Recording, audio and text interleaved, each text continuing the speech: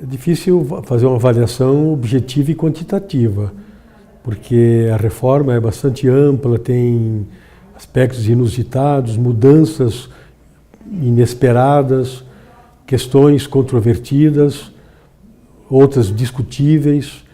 E é possível que a curto prazo até haja uma redução de conflitos, mas a médio prazo. Agora, a curto prazo, é muito provável que teremos mais conflitos ainda, tendo em vista dificuldades de interpretação, determinadas posições que foram assumidas e principalmente a questão da prevalência do legislado sobre o negociado, do negociado sobre o legislado. Realmente essa questão, ela talvez não esteja bem colocada pelo legislador, ou talvez não esteja bem assimilada a respeito do seu conteúdo no âmbito do direito do trabalho como uma fonte de produção da norma ao lado da lei. Esse é o ponto que muitas vezes se ignora e não se leva em conta.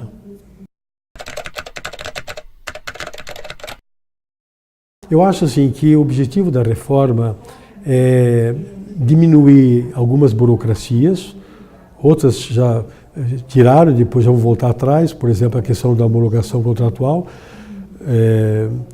E eu acho assim, de modo geral, criar um ambiente favorável de negócios para atrair empresas para que invistam e entendam que nós oferecemos um ambiente seguro de negócio, que nós temos segurança jurídica.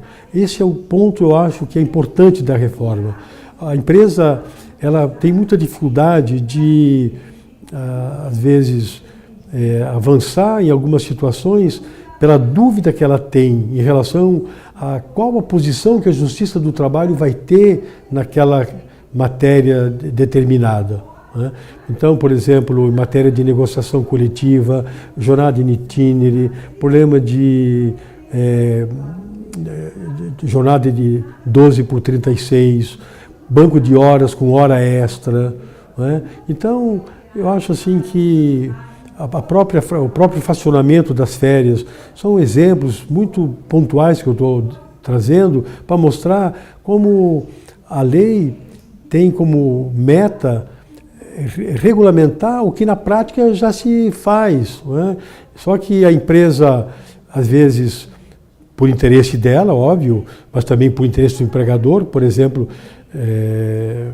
por interesse do empregado, ela vem a fracionar as férias com o risco de amanhã a Justiça do Trabalho condenar a empresa a pagar as férias porque as férias não podiam ser fracionadas. Então me parece que essa regra, é um exemplo só, vem trazer mais segurança jurídica.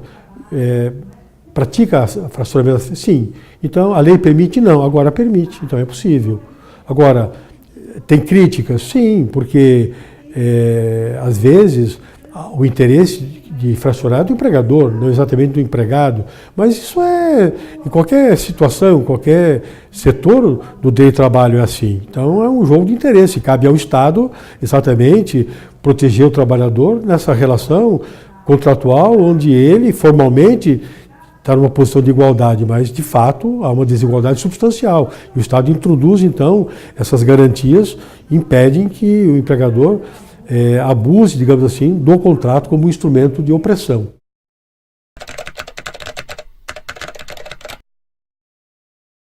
Olha, eu fico assim impressionado quando se diz agora se rasgou a CLT, agora nós recuamos, agora nós nos curvamos em face da vontade do capital estrangeiro, isso aí atender à vontade neoliberal, de flexibilização apenas que favoreça. Isso é um discurso ideológico. Então, eu acho que isso foge um pouco da visão que eu tenho, que eu gostaria de ter e que nós vamos ter que um dia encarar com objetividade do ponto de vista científico.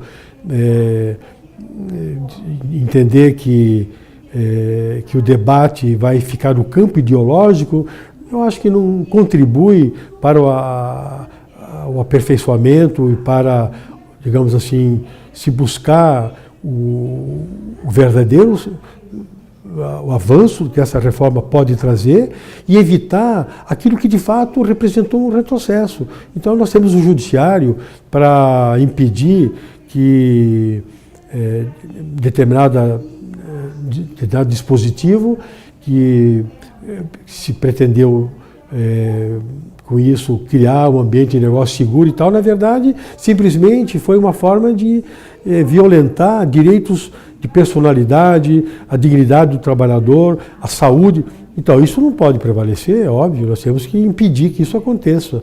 Mas tem avanços interessantes. Por exemplo, a questão da jornada in itinere. Qual é o sentido de punir o empregador que oferece para o seu empregado condução confortável, condições de transporte para o serviço, porque o Estado não oferece. Quem mora em São Paulo, por exemplo, sabe a dificuldade que o empregado tem para chegar ao local de trabalho, não só a distância, o tempo que demora, mas a falta de conforto, a própria insegurança que ele tem, né? Então, eu acho que é um estímulo que o legislador apresenta para o empregador oferecer, nesse caso, por exemplo, transporte tranquilo, seguro, confortável para o seu empregado. Mas isso não pode significar um custo para a empresa, né? Porque nós temos que levar em conta o conceito de salário como contraprestação dos serviços prestados. Não cabe à empresa ser responsável por incúrias do Estado ou por falta de prestação de um serviço público por parte do Estado.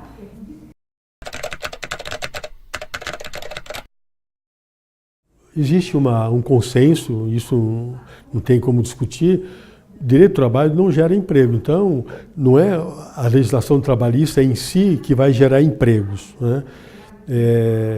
Essa crítica, por exemplo, foi feita na França, recentemente, onde se mostrou o maior desemprego na França e a causa disso, uma legislação ultrapassada, o distanciamento do Estado de uma regulação adequada das condições de trabalho e uma burocracia inútil em determinadas situações.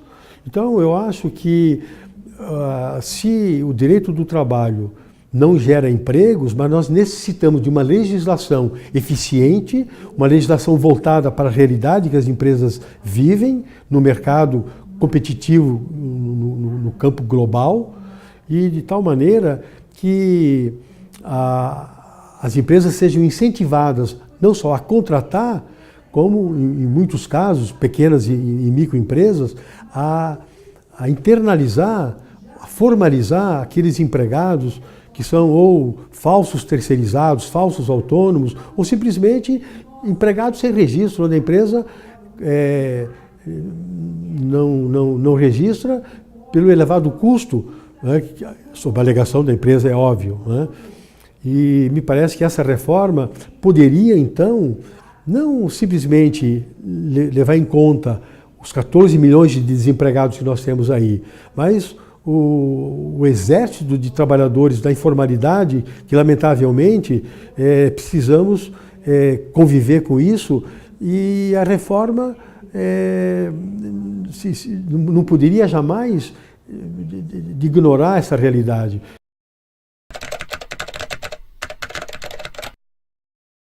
Eu acho que a gente foi pouco audacioso.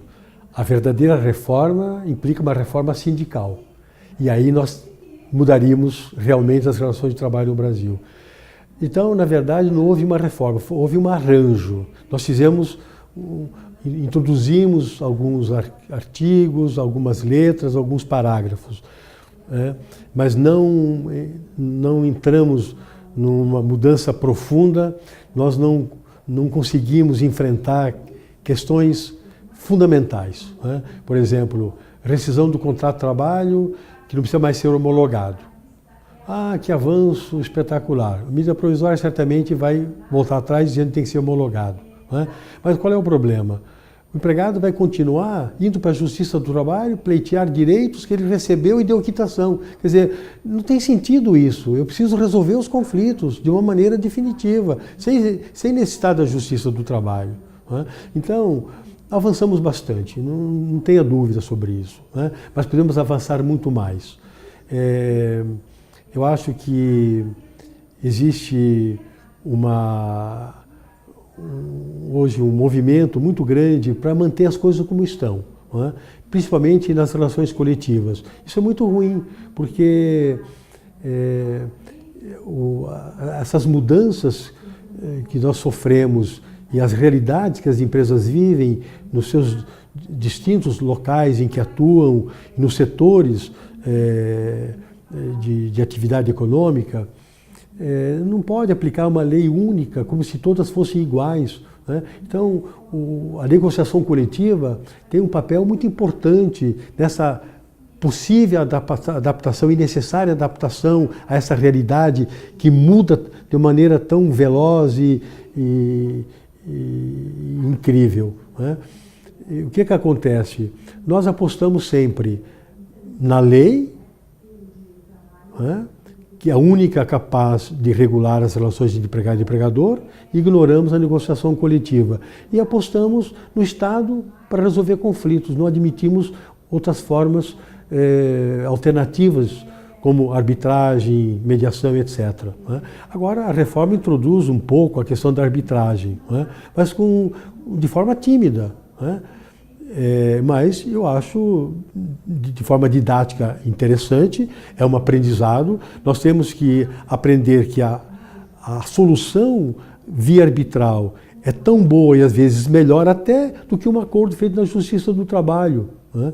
Ou seja, que é possível resolver conflitos fora da Justiça do Trabalho. Então, eu acho que a reforma, ela veio avançar em alguns pontos, resolver algumas questões, mas tem muito ainda pela frente. Essa questão mesmo do salário, por exemplo. Né? Houve uma revolução, né? De deixar de lado certas parcelas como tendo natureza salarial. Né? Isso para as empresas é um estímulo muito grande, né? Porque muitas vezes a empresa não contrata ou sonega, descumpre a legislação exatamente pelos encargos trabalhistas que tem. Isso é lamentável porque nós deixamos então de ter mais empregados, de ter mais renda, ter mais consumo e maior crescimento da própria economia. Né? Portanto, é um sistema virtuoso, né? Onde o direito do trabalho está no centro dessa máquina que gira. Então, é óbvio que essa reforma não afetou questões básicas, essenciais e fundantes do sistema, né? Para o bem e para o mal. Né? Por exemplo, a marca autoritária da legislação trabalhista de Vargas permanece. Né? Essa visão intervencionista do Estado protetor, isso nós temos que acabar. Um dia nós temos que virar essa página. Não é possível que o empregado continue sendo encarado como um hipossuficiente, como se nós estivéssemos ainda lá no final do século XVIII, em plena Revolução Industrial. Né? Tem empregados que, de fato, necessitam, em determinadas circunstâncias, em determinados pontos, da imprescindível intervenção do Estado. E ela será sempre necessária, né? Mas na medida certa. Né? Então, me parece que nós começamos a avançar um pouco nisso. Por exemplo, quando a legislação dá uma abertura para determinados empregados negociarem contra a própria CLT. Né? Então, nós estamos reconhecendo a autonomia do empregado. Ora, o que nós estamos fazendo com isso?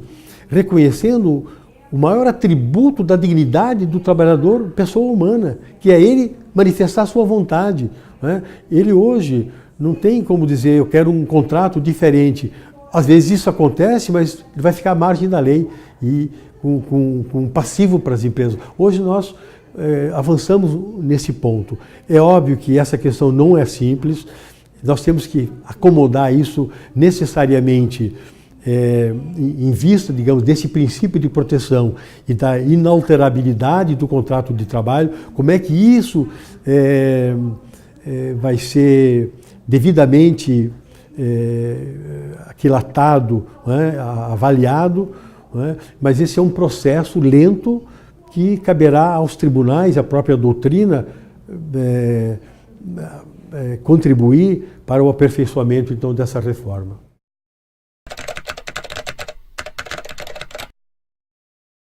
O direito do trabalho, ele parte de um pressuposto muito simples, de uma desigualdade substancial entre dois sujeitos contratantes, houve então assim uma ruptura, digamos, da visão do direito civil, onde as partes são iguais, não apenas formalmente, mas também substancialmente. O direito do trabalho, depois de um certo tempo, quebrou esse dogma, introduzindo desigualdades. Agora, essa desigualdade, ela é presente em todos os casos, em todas as situações, ou é possível imaginar que determinados empregados, vamos dizer, por exemplo, os executivos, os altos quadros, para não dizer dos empregados que ganham acima de 11 mil, como agora fixou a reforma trabalhista, para poder manifestar a sua vontade. Então, eu acho que não tem sentido tratar o trabalhador como se ele fosse igual a todos iguais, não houvesse nenhuma distinção entre um operário mais simples dentro da fábrica em relação ao mais alto escalão. É óbvio que é diferente e a legislação europeia há muito tempo trata isso de forma diferenciada. Então não é algo que nós estamos inovando, nós estamos apenas tentando introduzir aquilo que já foi feito e deu certo. Então não há a possibilidade de eu imaginar que eu estou agora retrocedendo e o capital está impondo a sua vontade. Porque é óbvio que como nós não alteramos o artigo 9º da CLT, que prevê a nulidade dos atos praticados com o intuito de defraudar a lei, se o empregado provar vício de consentimento, provar que houve fraude, aquele ato é nulo. Portanto, não mudamos absolutamente nada, apenas tentamos avançar no sentido de fazer adaptações possíveis em determinadas situações e ajustes em determinadas contratações. Apenas isso.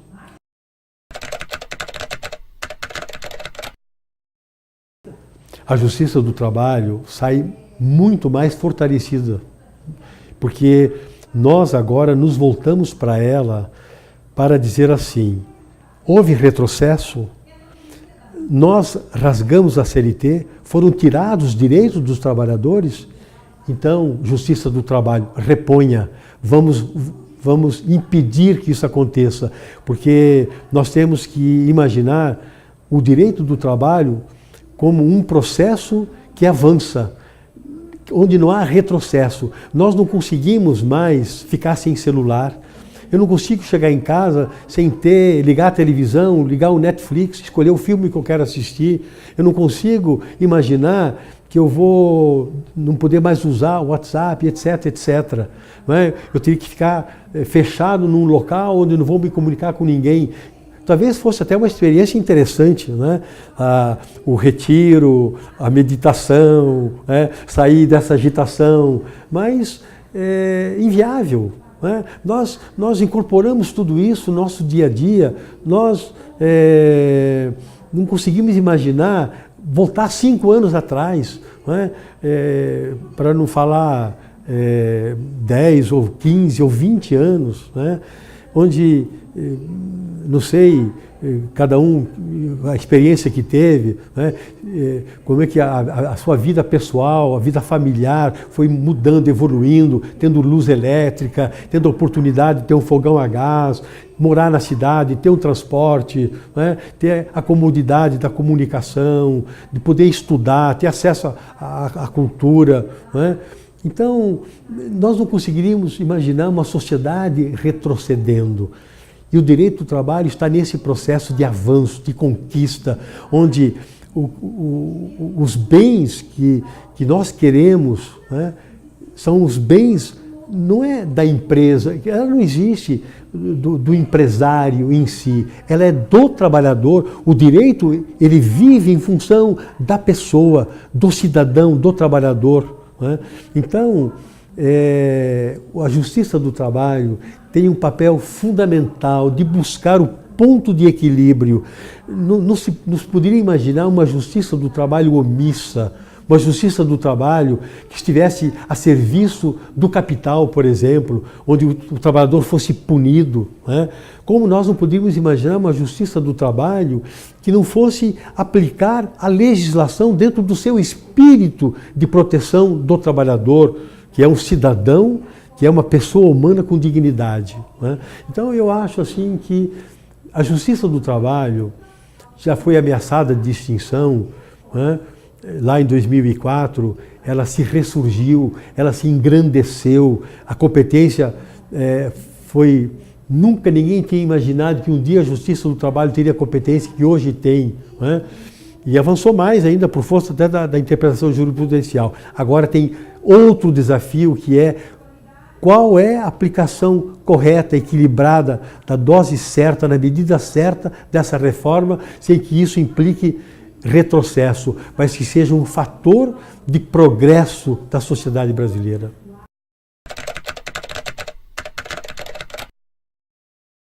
Olha, eu me lembro que quando eu comecei, portanto, eu também fui um jovem advogado, eu iniciei a minha carreira sendo advogado de multinacionais. Eu fui advogado do escritório do professor Otávio Bueno Magano e Cássio Mesquita Barros.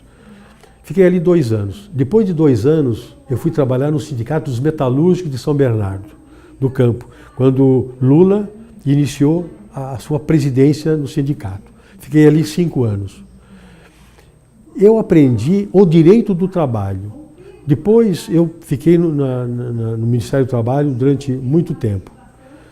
Então eu tive a visão completa do direito do trabalho do ponto de vista do empregado, do empregador e do Estado. Então, eu acho que a advocacia trabalhista implica uma visão global dessa realidade. O direito do trabalho implica forças que se opõem, que são as forças econômicas e as forças sociais, e que se confrontam e que devem conviver, e que o direito do trabalho tem que encontrar uma resposta para isso, para tornar possível, né, a geração de bons empregos, né? Então, o advogado trabalhista que entrar, digamos, nessa seara, já polarizado, já contaminado ideologicamente, como se defendendo o empregado fosse do bem, defendendo a empresa fosse do mal, né? Eu acho que ele não será um grande profissional, será um pequeno profissional. Porque o advogado trabalhista, ele tem que amar o direito do trabalho como um todo, e o direito do trabalho, ele não exclui nenhum dos seus sujeitos, né? Ele leva em conta a sua globalidade. Eu acho que esse é um desafio muito interessante para o advogado que inicia a sua carreira.